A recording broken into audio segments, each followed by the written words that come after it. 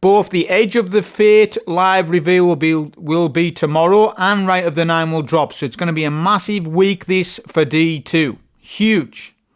If you're somebody that has been playing D2 and maybe has stopped, you need to get back on this week, I think. I reckon so. I will be making some videos on Rite of the Nine after it drops, not before. I don't want to be that guy that says, hey, use this build, and then the Rite of the Nine drops and then no one's using that build. Look, I'm not 100% certain on what the weekly feature dungeon's going to be for Rite of the Nine. There'll be a rotation, and I don't know what that weekly featured rotation will be. So it could be either Prophecy, Ghost of the Deep, or Spire of the Watcher, right? So it's going to be a massive day. Today, I'm going to focus a video or feature a video giving insight to aggressive gameplay in D2 and how to be successful at that. I'm going to give you precise moment-to-moment commentary on the gameplay footage when it's going to be coming up, on precise movements. It's hard to keep up. When you do faster runs, the commentary is harder to keep up. You need Gift of the Gab. Most people don't have Gift of the Gab. You need the Gift of the Gab. You need the hand-to-eye coordination. Not what it sounds like. You need everything. You need to be all in one package. That's what I'm going to feature on this video. So we're using this GM as a warm-up exercise for some things I'm going to be doing tomorrow. But, we see the inside terminus. It's Void Surge, Strand Surge, Void Threat is on, Champions of Barrier Non-Stop, and all that stuff. I want you to repeat it with me, Titan mains. I'm going to play the meta tomorrow because I'm clever and I want to get it clear. If you repeat that, you'll be sorted. You'll be solved. I'm going to play the meta today because I feel as though I've give you 6 days worth of off meta. So I feel as though I'm entitled to 1 day of meta. What do you reckon? I'm entitled to it, I think. Lord of Wolves is going to be getting nerfed. So that give me also another idea to use Choir of 1 in a run in a solo GM. Because it's been getting a lot of... I've been getting a lot of requests to do a GM with Choir of 1. I've done them in the past, loads. But I'm going to do another one because it seems to keep cropping up in conversation. Okay, here's my meta Prismatic Consecration melee build. Glacial Quake. Thruster Dodge is better on this for moment-to-moment gameplay. It's quicker. Although I have told people Rally Barricade's insanely strong. So if you do this, that's no problem. You can do that because Rally Barricades are very powerful in this game for aggro and adds. But this build doesn't need that rally as much. You want a quicker moment-to-moment gameplay, and Thruster does that for us. Frenzy Blade. I like Shackle. Now, some Consecration Titan mains run Glacier because of the Darkness chunk. But I've got Darkness in my kit, and I don't want it. And I really love Shackle. In actual fact, I think it's my favourite nade on Prismatic Titan. I just think it suits my playstyle the most out of these. But you will see me do this. Don't say I've never run Glacier, because I have. I sometimes even run Pulse Grenade for Jolt. Sometimes. But in this run I'm running Shackle. Aspects of Knockout and Consecration, of course, to nobody's surprise. What do you want me to do? Run Diamond Lance? Maybe we will one day. Fragments are Facet of Balance. I really like this fragment. Facet of Purpose for damage resist when we pick up an Orb of Power, which in this case is going to be Frost Armor with Glacial Quake, see? Facet Protection for more damage resist. Facet of Dawn for Radiant with your weapons. And Facet of Ruin is the best fragment, I believe, on Consecration Titan, hands down, because of what it does. I love Facet of Ruin. I think it's amazing. I would never, ever not run this fragment, no matter what universe you put me in. Okay.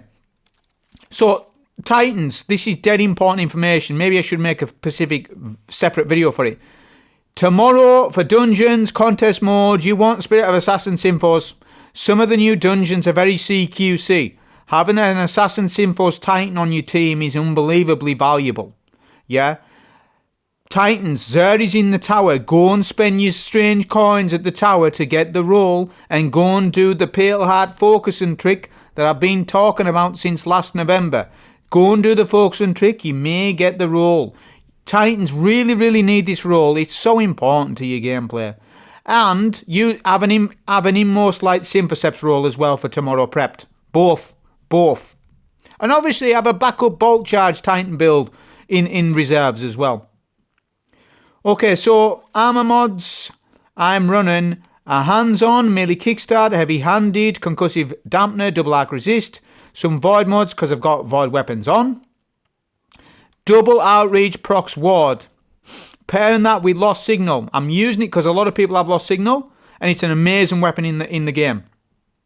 The goated roll is auto-loading and vorpal. On this it is. On this specific use case, it's really good. Quiet of One, I've got it with Onslaught. I really like it with that. Flared Magwell, Short Action Stock, Arrowhead Break. Barrel Loyalists are creeping out at my door now, asking why I've got Arrowhead Break on, and I'm not going to give you the answer. I'm just going to tell you I've got it on. And I'm using just an LMG just for lockdown, and I don't need linears. I've got all the damage in my kit, so I just ran I like using machine guns with double special loadouts, is essentially what I'm saying to you. Stat distributions that are most important for a Prismatic Titan are as follows: tier 10 resilience, tier 10 or 9 strength, but I think tier 10's essential if you don't have inmost light on your class item, which I don't in this case because I've got assassin on. Then the tier 10 strength becomes much more important because of this. So tier 10 strength needs to be a factor, right? And then the third stat is discipline, because you want plenty of nades as well, which you'll get plenty, but discipline's kind of important. Recovery is not important, yeah. Mobility not important, intellect not important. Just everything I've told you is important. Let's aim for the newer Titans to be led down the right path so that they don't go down the wrong path.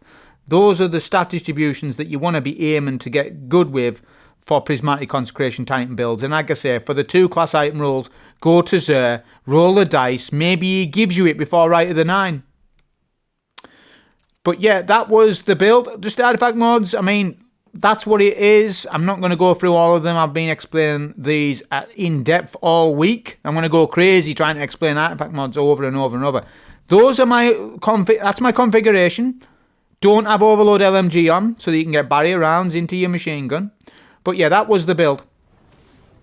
Okay, so in this run, let's break down the aggressive gameplay on a moment-to-moment basis on exactly what I'm thinking at each moment, and the strategies that go into runs like this, which wasn't too bad of a run today. I just, it was just a few runs, got this time, so I'm gonna skip the initial champs for time save. Obviously, we're aware of this exploit. You still get platinum rank, as I've been saying for a long time now. So we're just gonna skimmer past all through this section. I'm gonna do a thruster dodge for some melee energy. The goal right now for me is not to spend any melee charges at all, because we haven't got Transcendence Energy just yet. My goal is to get 2 invis kills. I'll use the LMG for that, because it's easy just to get the half health red bar. Remember, red bars can be finished at half health, not a third. There's differences. Then we'll get our invis kill, and then we're going to run, make sure I've got Symphoceps, and I'm going to do a Lost Signal, and then a Consecration Slam. Make sure I've got Biotic Enhancements. So I end up timing, my timing becomes off here, and I end up messing up. So this lost me 20 seconds in the run. This is the only mistake in the run. It's the only mistake, ends up costing us time. That's alright. I've got barrier rounds in my weapons. I can finish or kill these ads for special ammo, etc. And I'll just run past these ads. I'll put a Lost Signal shot on the floor. That's pretty much the only mistake in the entire run. The run actually goes really well. So in an ideal world, yeah, I would probably be doing this in 9 minutes, 9:20. If I put Eager Edge on, oh man, we're looking at 8-minute time ranges. But I haven't passed Eager Edge University yet, so I'm not allowed to use it.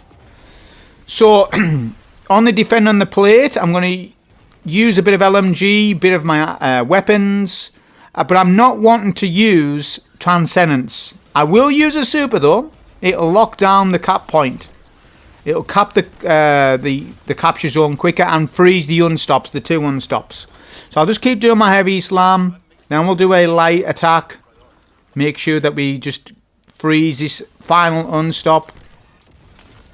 And the goal really here is to come out of that section with fullish ammo, no Transcendence popped. There's so much advantageous strategy to not use it there and use it right now, because you can get so much benefit from the big champ room. So I just super the champs, Yeah, because my super, I can actually get my super rather quick anyway, so it's more of a disposable ability, to be honest, in this case, with hands on, Glacial Quakes, a Roman super gets a ×3 buff, etc. So here we go, look. I shoot the boss for champ manipulation to spawn in all the champs in quicker. Then what I'm going to do is get an invis kill here. That's exactly what I'm going to do. That looks dangerous, but it's not, because I'm invis and I've got overshield from Prox Ward. Champ spawns in, I'll get a shackle. And then we're going to pop a Transcendence right after this one slam. Here we go. Do our consecration. So we've got Symphoceps. All the ads will come into middle. And the only goal here is to kill, really, the barrier and the unstop. So we'll keep doing our consecration slam. But I don't want to use too many, because I don't need to. Look at my Transcendence bar. I'm 70-60%, which means I can still use it for the next champ. So it's actually better to not spam it so much there on that barrier and unstop, because no need, it's only 2 champs. And now we've still got it, and then I can take advantage of it on the next section. We do some chip damage, or some chunk damage, sorry, which is really good with Require 1. Is after you've done a slam, it's nice just to do the hit fire attack, Require 1, for that assistive damage. That's what it's exactly on for, and it's good for ag clear as well, Require 1. So, we've got Amplify buff. This allows me to get quicker here. I do a shackle, then a slam. 2 slams. And that clears out both champs. Then I pick up the orb, spawn in the additional champ. There we go.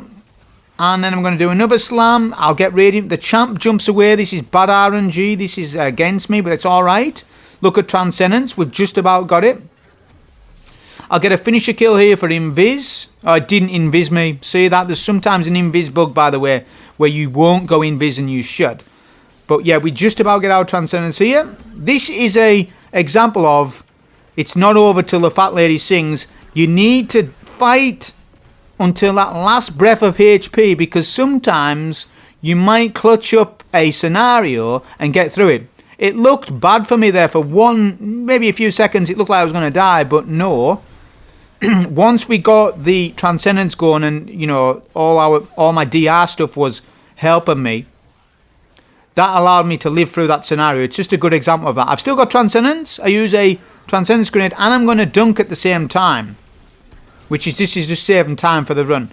Yeah, and I'll just quickly break the shield with one of my weapons. It doesn't matter. It can be Choir, it can be LMG, or it can even be Lost Signal if it wants to be. I get an invis kill there, and I'm going to do another Lost Signal shot on the floor to pre-prep a Transcendence. Look, there we go. It's 5 minutes 22 seconds in. Everything's dealt with. Only one mistake so far with the barrier, that first one. But so far, the run's going decent. Bear in mind, this is no Eager Edge, because I haven't graduated from Eager Edge Uni yet. I'm hoping one of those dudes off speedrun.com gives me the diploma so that I'm certified as a Eager Edge user, and I'm eager to get it. But until that day, I'll just use LMGs and stuff like that, or whatever else I want to use at a given time. So just going past these goblins. Don't need to kill them, of course. I would if I needed ammo for them, but I don't. Watch this. This is a good example of try and kill these ads. One of the Banes was shielded, so there was bad luck. But then I get good luck. Look, Karma comes to me and says, "You're alright. I understand you had a shielded Bane. You couldn't get the shield burst on the Minotaurs. Well, here's a double damage bonus on the floor for you. Karma, come back. Give me something for my troubles." ADS on the plate. This caps the plate quicker. Don't know why. It just does. So that's exactly what I'm going to do. I'm going to keep ADS. This will cap the plate quicker. My double damage bonus is on the floor, ready to pick up. This is perfect scenario. My Transcendence does more damage than Glacial Quake, so I'm going to prioritise that. The Glacial Quake's on more for plate cap. I pick up the double damage bonus, and I get my shackles in mid, and I'm going to keep all the ads alive for Symphocept buff. I have got the Symphocept buff, although it's about to run out, but that's why I'm fighting at the back of the map, so that Symphocept procs quicker as I'm doing Transcendence slams. By the time I've talked to you about that, the boss is done. So I'm going to get onto the plate. No need to do another slam, and just start capping the plate as quickly as I can. Ads are teleporting, so that was against me a little bit. You'll see a few times. You know, I think I'm good with the plate, and I'll lose time because of ads teleporting on the plate. That does happen. I got a Hypernova in middle. I'm going to use a super. It's a perfect time to use it, because the only goal, like I say, of the super really is just to freeze the ads so that I cap the plate quicker, so that you get a time gain, because we're doing we're trying to do a relatively fast run. Although Eager Edge loyalists will say that this was probably a slow run and sluggish and no good. They may be right. That's why I'm after that diploma off them. Once I get it, I'm going places. So I'm just going to keep controlling the room, not waiting for anything. Just want to go right to the plate, and I'm looking to get Transcendence energies, which I've got mine. I'm going to cap this plate before these ads push on this plate. That's good. Look at that. I capped the plate before the ads get here. There's a double damage bonus in mid. I'll just pick it up because it will run out. Double damage bonuses last on the floor. I think it's like 30 or 40 seconds. It's not long. It's unfortunate they run out, but they do. This is Transcendence time because there's lots of gladiators on the arena, so I need to use it, definite. But look at my super energy, so I've got that to use. As DPS starts, I can use that and then build up towards my next Transcendence. That's what matters about this aggressive gameplay.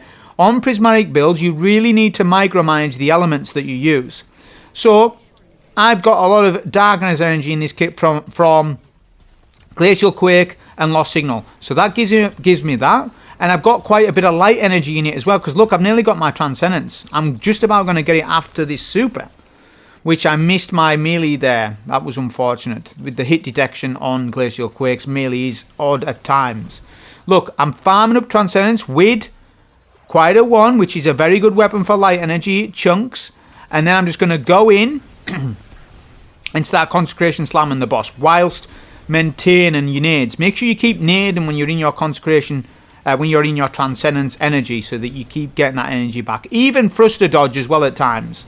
Because remember, all those sorts of perks associated to your class ability works while you're in Transcendence. A lot of things do. But look, I'm just going to keep Consecration slamming the boss. We're 9 minutes 33 seconds in. This run is done. That's an explanation to people who were more curious about the aggressive gameplay style in Destiny 2. Well, here's a brief explanation of it. Hope you enjoy. Thank you.